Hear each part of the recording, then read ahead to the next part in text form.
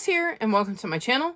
As you can see by my setup, it's time to play Phase 10 chooses my TBR. So it is time for me to dive into the game for March. As you can see, I had completed my phase last month, so I've got the board all ready to go for March. Before we dive into that, I need to mention that I am doing Phase Out Your TBR, which is my readathon, which runs from the 1st through the 31st of March. It's for the whole month. I'll link the announcement video in the cards above. This is focusing on Phase 3. It's based off my TBR game, so if you want to join in, feel free to check that video out and get all the details. I am also doing, in the month of March, I'm questioning whether this is the right idea, but I'm going to try. I'm doing Realmathon, which is hosted by Cassidy from Covers with Cassidy, and I am on Team Creation, I believe. I'm doing Middle Grade March, which is all focusing on middle grades, and is, again, a month-long readathon. I'm doing GreekGodAthon, which I am on Team Hades, and that is also a month-long readathon. And I'm doing the final book support group, which runs the 18th through the 25th, I believe, this round. So, as you can see, I have a lot going on. The details for all of those will be linked in the description below so that I don't forget anything, because that's a lot of stuff to try to remember, but I'm very excited to participate in all of them, and I will be doing separate TBRs for the final book support group, Middle Grade March, and GreekGodAthon. With Realmathon, it is so expansive that for me, I'm just going to go, here is the TBR of books that I have, and figure out their points later.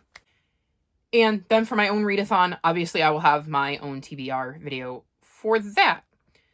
That being said, it is time to talk about the few other things I need to mention before we dive into the game. The first being my nonfiction. For this, I'm going to be reading the group book for Middle Grade March, and that is The Mona Lisa Vanishes, a legendary painter, a shocking heist, and the birth of a global celebrity. I had never heard of this before, so I was really excited when they decided to go with a nonfiction, as I wasn't quite sure what I was in the mood for this month nonfiction-wise, so this gave me a really good book to kind of stick on there. And it's obviously going to be a bit of history, which I kind of like, because I'm in a bit of a historical fiction-y kind of mood. So having a nonfiction that really focuses on a piece of history is definitely going to jive with what I'm in the mood to read. So very excited to get to this and check it out and find out what happened to the Mona Lisa. And then, of course, this sucker, which scares me. I haven't been doing great on getting through the books that I picked, but I'm trying, so we're going to see how I do this month. And we're overflowing again, despite the fact that I am working on my series. So we got a blue one. I'm all the way at the bottom. We'll look at those papers. A green one.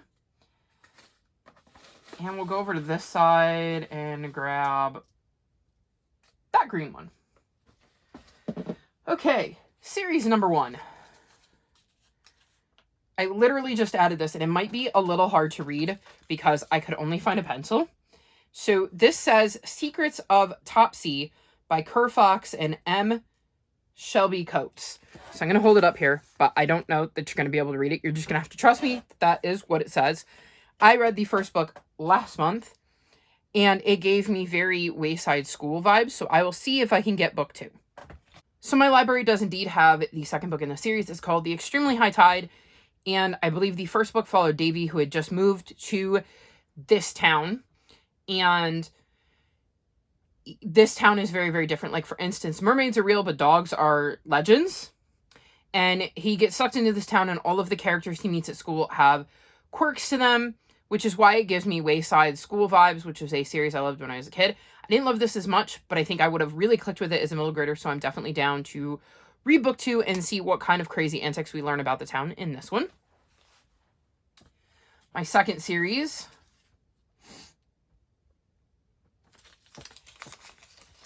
is Cozy Witch Mystery by Amity Allen. Let me go look this one up. So the second book in this series is called Gunshots and Girlfriends. It says, while Aunt Cricket is away, the bed and breakfast falls prey to gunshots and grand larceny. Poppy is thrilled when Aunt Cricket trusts her with the bed and breakfast so she can enjoy a long overdue vacation cruise. But unfortunately, that's when everything begins to fall apart. Aunt Cricket's treasured antique clock is stolen and someone close to them is murdered on their street. Not to mention that Cricket's girlfriend Gladys, who is supposed to be helping Poppy by staying at the B&B, is only getting in the way and making matters worse. With all the commotion, Poppy finds it more and more difficult to keep her fledgling powers under wraps, and her girlfriends begin to suspect something is off. What will her friends think if they learn she's a witch, and will she be able to find the killer in Cricket's clock before her aunt returns? So I remember feeling so-so about the first one, so we'll give it a go, and I will be very open to DNFing it if I'm not enjoying the second one, but that is the second book, and I liked it enough at the time to put it in my TBR jar, so we'll see how the second one goes. And then my third series is the Vanderbeekers. This makes me very, very happy. So this is a series to continue, so I was already planning on reading one of these, and the next one is the Vanderbeekers Make a Wish. And they're going to be helping plan a surprise party for their dad's 40th birthday. He suddenly has to leave to help his best friend. Distant grandparents show up, and they kind of have to dig into things with a family secret to try to deliver their papa's birthday party the way it's supposed to go while dealing with their disappointment of their ruined plans. I love this series, so I'm totally stoked that it came out of my TBR jar. So there you have it, 3 books, 2 of which I'm excited about. Well, one of which I'm over the moon about, one of which I'm excited about, and one of which I am willing to DNF. So the only one that is going to go back in my TBR jar right now is the Vanderbeekers, because I'm going to wait to see if I DNF the Cozy Witch mysteries before I put it back in, and the other one I would be up to date on. So there you have it. Those are my 3 series to continue, and here is the Vanderbeekers. We'll stick that back in the tub, all of the pieces of paper up off the floor, and I can put this away for the month. Which brings me to this. So, it is the 24th at around 3 in the morning, if I'm being honest. And I currently have started Great Cattails, started Shadow Child, and started Mox, and that's all I have left to read this month. So I am going to say that I am going to complete my TBR, and I have a choice. I can add a reward or remove a punishment. I think I'm going to remove this punishment because it scares the crap out of me. And it was just for everybody's curiosity, scrap your TBR. Do you see what I'm scared of this? If I had gotten this, it wouldn't have mattered how many books in I was to my TBR. I'd had to start over, and I couldn't put any of those books on my TBR. So I definitely think I made the right decision. We're going to take this top piece of paper and stick it up here to replace that prompt. My prompts do not want to stay up.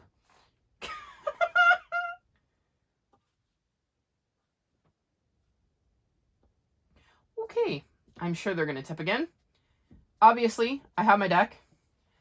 I believe I'm on phase 5. And that means I will be going for a run of 8. If not, I'm on phase 6, and I will be going for a run of 9. I will put which phase I'm on in the description because I am completely drawing a blank. Like I said, it's 3 in the morning. It's late. So let's get my 10 cards.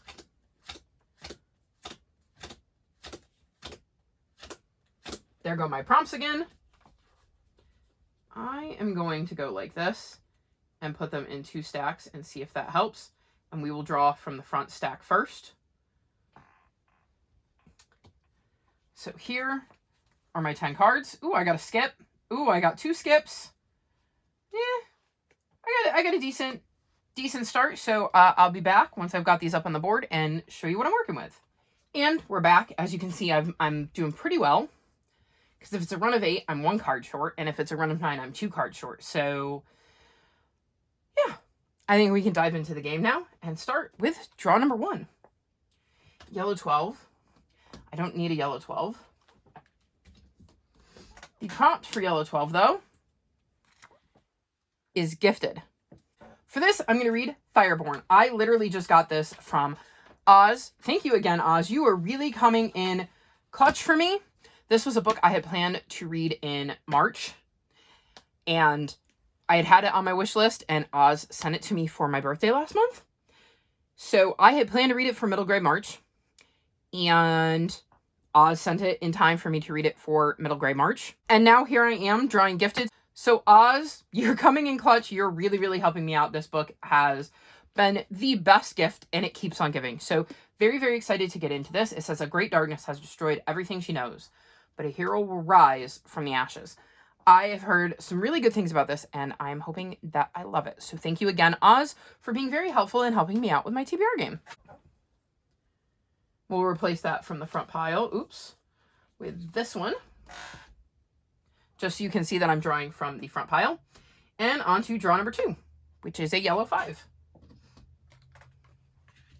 So far, so good. The prompt for yellow 5 is LGBTQ plus rap. For this, I'm going to read The Mighty Heart of Sunny St. James, and this follows Sunny, who is going to be getting a new heart, and reconnecting with a lost mother, having a first kiss, and dealing with emerging feelings for another girl. So obviously, Sunny is going to be going through quite a lot, including having a crush on another girl, which is obviously where the queer rep comes in. I am very, very excited to read this. I love Ashley Herring Blake's adult romance series, which starts with Delilah Green Doesn't Care. I love that series. I binged it at the end of the year, so I'm hoping I love her middle grade just as much. And we'll replace that with this one. Draw number 3 is a green 6.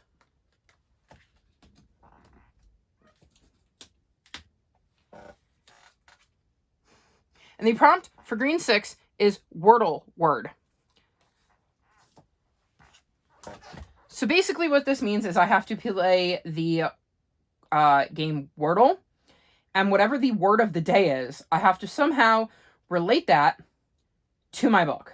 So I have not played yet today. It's 3 a.m., so, I mean, it makes sense that I haven't played.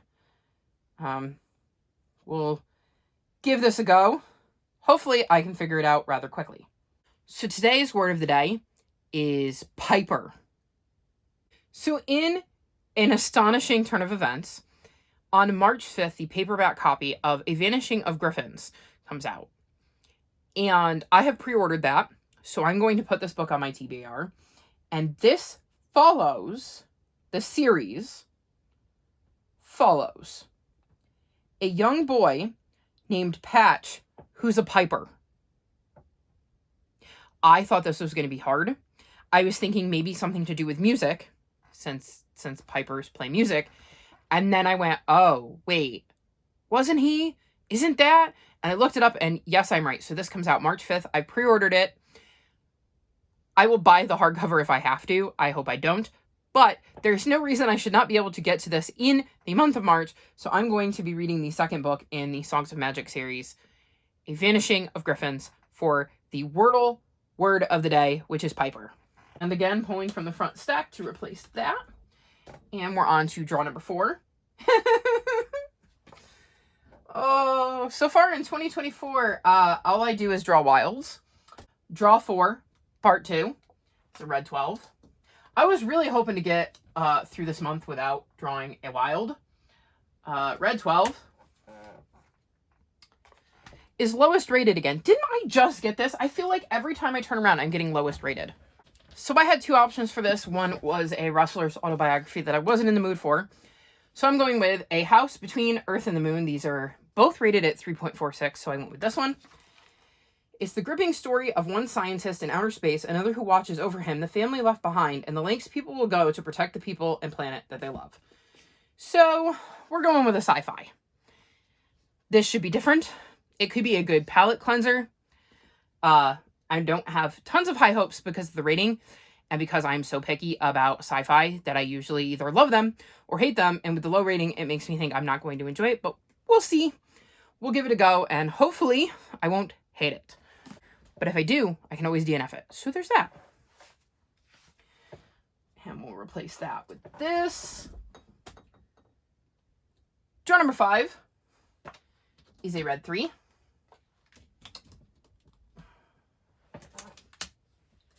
The prompt for red 3 is 5 or more words in the title. So for this, I'm going to read All the Light We Cannot See. 1, 2, 3, 4, 5, 6. This is a historical fiction I've heard really, really good things about. I'm a bit intimidated by the size of it, but hopefully I will love it because, like I said, I've heard really, really good things. I'm actually in the mood for historical fiction, so this feels like a really, really good time to stick it on my TBR. And we'll replace that with this one. Jar number 6. E's a red 7. Bam. Skip. So I don't have to pull a prompt for that. So draw number 7 is a yellow 5.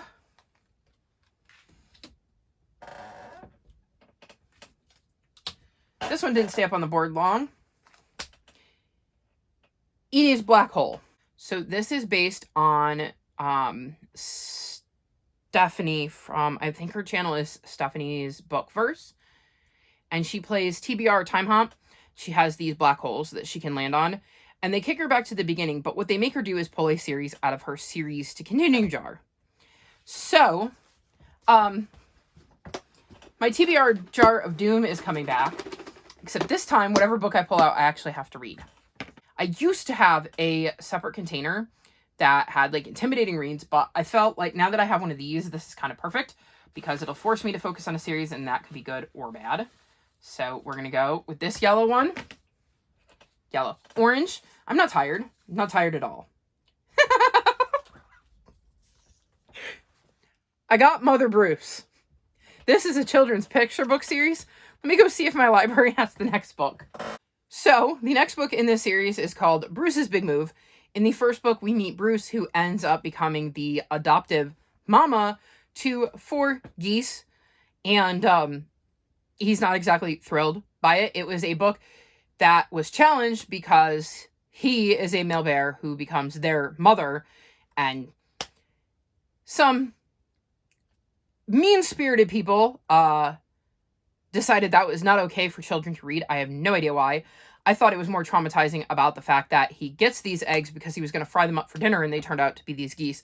That would have been the traumatizing part to me as a child, not the fact that a male bear ends up being the surrogate mother to 4 geese. But what do I know? I thought the books were cute, so I'm totally down to continue to support the author and read book 3. And because there are more books in this series, we're going to put this back in my TBR jar. And I could not have picked a better book out of this jar if I had tried, unless it was a book that I was planning to get to this month anyways. But, like, having that kind of a book when I have a wild, yeah, that makes me very, very happy. So we're going to replace that with this. And we won't be getting to that this month because both of those 5s are gone. And we'll go on to draw number 8, which is a green 4. Why couldn't it be a green 3? A green 4 is TBR Vat. For this, I'm going to read Crime and Poetry by Amanda Flower. I've had this for a very, very, very long time. I think before I got back into reading in late 2018, 2019, because when I was reading books, I was reading cozy mysteries, and I would assume I picked it up at some point. It's going to follow Violet, who ends up coming home because her grandma makes her think she needs to, but really, she just wants her granddaughter to come work at her magical store charming books where the perfect book tends to fly off the shelf and pick you.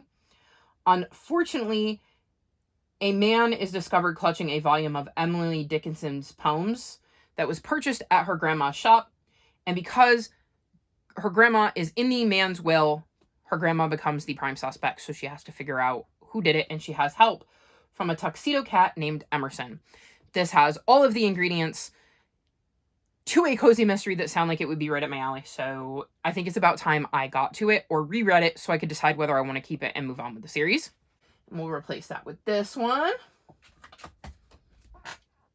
Draw number 9 is a green 12. Well, we're hitting all the 12s today. And the prompt for green 12 is randomize your TBR.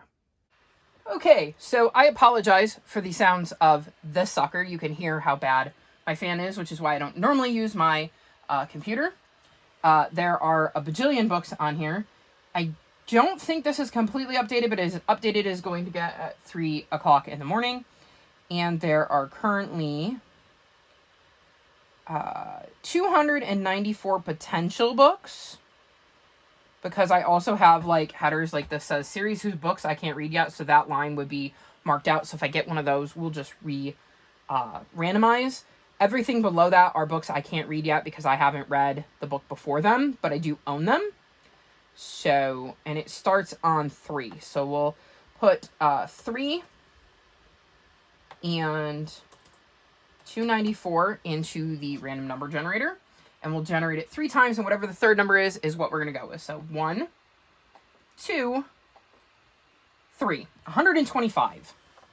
So let's see what slot 125 is.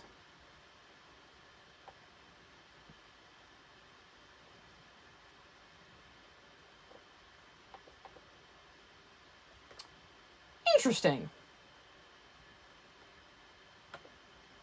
So I'm actually going to blow this up so that you can see. Because the writing is a bit small and I want to make sure that you can see it. 125 is The Ballad of Laurel Springs, which is a historical fiction. Okay, so The Ballad of Laurel Springs. This follows Grace, and she's 10. And she's in search of a subject for her 5th grade history project when she learns that her 4 times great-grandfather once stabbed his lover to death. His grisly act was memorialized in a murder ballad, her aunt tells her, so it must be true.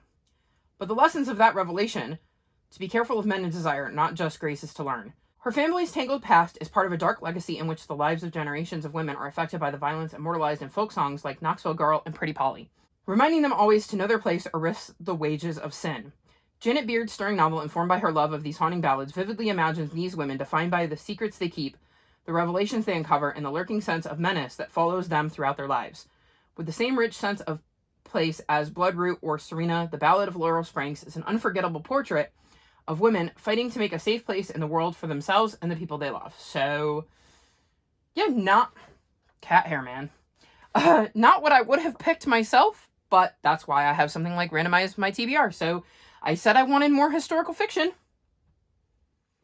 I guess I'm getting it. We'll replace that with this one. And what is hopefully my last regular draw number 10, is a 2, which means it's a skip. It's a skip. Woohoo! Okay, that means I can move on to my wild roll, and we have, crap, a 6. Of course we do. Maybe I should have moved the pieces of paper, but I didn't, and it's over, and I rolled the 6, and now I have to live with the consequences of my action. Wild 1, draw 1, is a blue 3.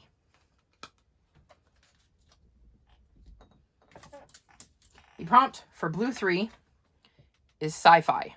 So for this, I'm going to read Stolen Time by Daniel Rollins.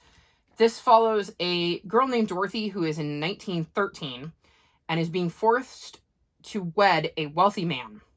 And she doesn't want to, so she sneaks into the woods and ends up stumbling across Ash, who's from New Seattle in 2077 and has jumped through time, and she climbs on Ash's ship and wakes up in a world that's been ripped apart by earthquakes and floods. And she might be the key to unraveling it, but her arrival may spell Ash's ultimate demise. So, I have read this before a long time ago. I wanted to continue on with the series, but couldn't access the books. I now own books 2 and 3 in this trilogy, so I am very excited to reread this and continue on so I can check off a series to continue. So, I will be reading Stolen Time for sci-fi. It's got time travel, and I've read it before, so I know I like it. So, thumbs up for that. And we'll replace that with this one.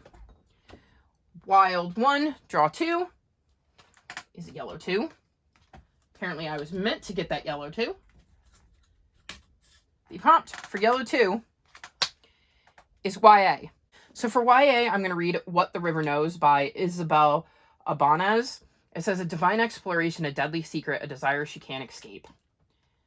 And I believe that she belongs to the upper society of 19th century Buenos Aires. Her parents end up dying, and she receives a massive fortune in a mysterious garden. An archaeologist in a partnership with his Egyptian brother-in-law. She ends up sailing to Cairo, bringing her sketch pads and a golden ring her father sent her for safekeeping before he died. But upon her arrival, the old world magic tethered to the ring pulls her down a path where she discovers there's more to her parents' disappearance than what her guardian has led her to believe. It's the Mummy meets Death on the Nile in this lush, immersive, historical fantasy filled with adventure, arrivals to lovers, romance, and shocking twists and turns. So, I'd been hoping to get to this in February. It wasn't looking likely, so I might as well give it a try in March, since it is YA. It sounds intriguing. We'll see if I enjoy it. And we'll replace that with this. Wild 1, draw 3. It's a green 5.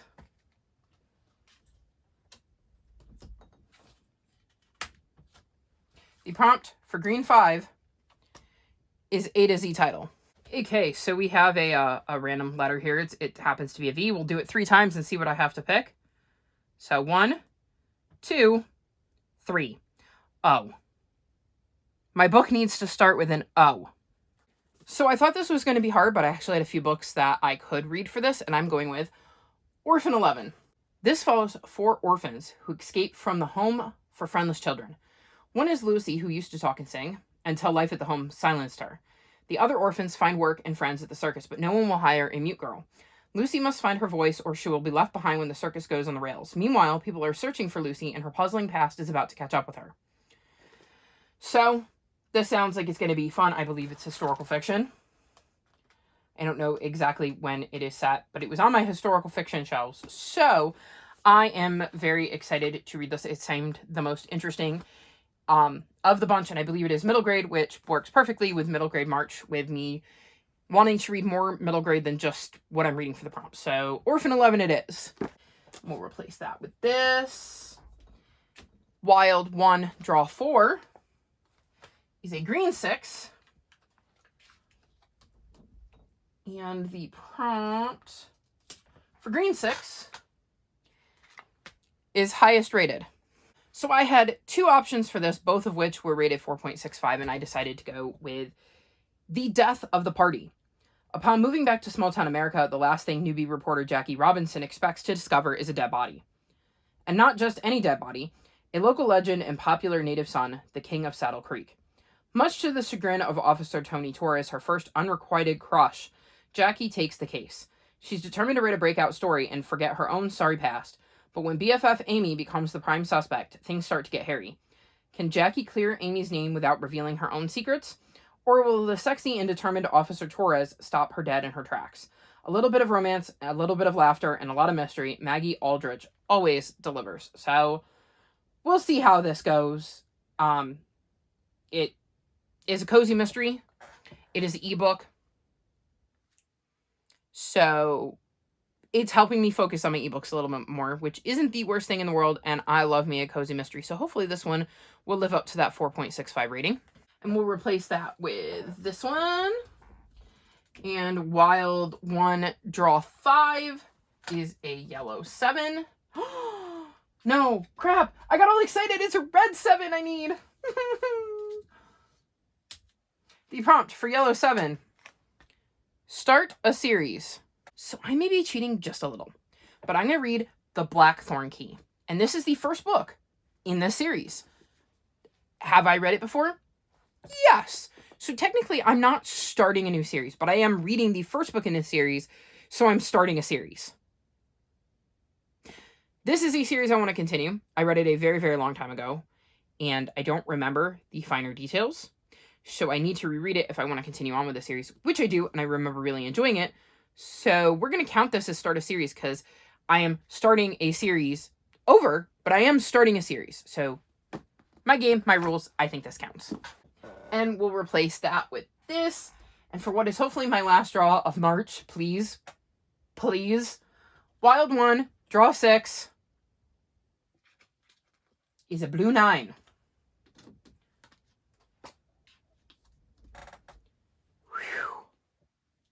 The prompt for blue 9.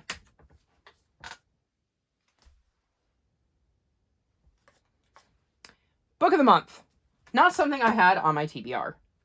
But I know exactly what book I'm going to pick, and that is The Women by Krista and Hannah, or The Women. I don't know, but cover is here, so you'll have the title. I got this last month from Book of the Month, obviously, and it's Krista and Hannah. I have zero clue what it's about, but most of her newer stuff has A, emotionally wrecked me, and B, gotten 5 stars. So we're going to check this out and give it a go in the month of March. It is not exactly what my plans were, but I will roll with it. I believe that I can make this work. So we're going to replace that with this one, and there you have it. That is my TBR for the month. I just remembered that I need to mention my GreekGodAthon pick, and the prompt is character name in the title, and I believe that I'm going with Brian's Winter, because Brian is our main character and his name is in the title, and I wanted to give myself something a little bit easy. I actually have several books on my TBR that have a character name in the title. For instance, Bruce's Moving House. Bruce is the main character. I have the Vanderbeekers. I would assume that counts as a name in the title. I'm reading The Mighty Heart of Sunny St. James. Sunny St. James is the main character's name. I might even be reading a few more. It turned out to be a lot easier of a prompt than I thought it was going to be, but we're going to go with Brian's Winter, as that was my original plan. And there you have it. That's everything. I don't think I'm forgetting anything else. This was, once again, mean to me. Will I get a month this year where I actually don't draw wild? Let's hope. I will say I'm really, really hoping that I'm right and I'm on a phase where I need to do a run of 9. Otherwise, I believe the next phase is 2 sets of 4. And I have 3 12s here that I might have gone with, maybe. Maybe not, because I didn't have a 12 over there, so maybe that's not as bad, but I would have gone with 5s. So, I mean, 5s, I'd have had the 5s. If I'd done the 6s, I'd have been 1 6 away.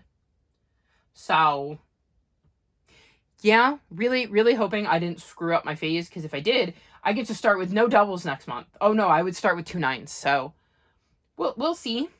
But yeah, that's going to be all for my TBR this month. Wish me luck, guys. I may or may not need it, but we'll see how it goes. I mean, definitely wish me luck with the 8 million readathons I decided to do.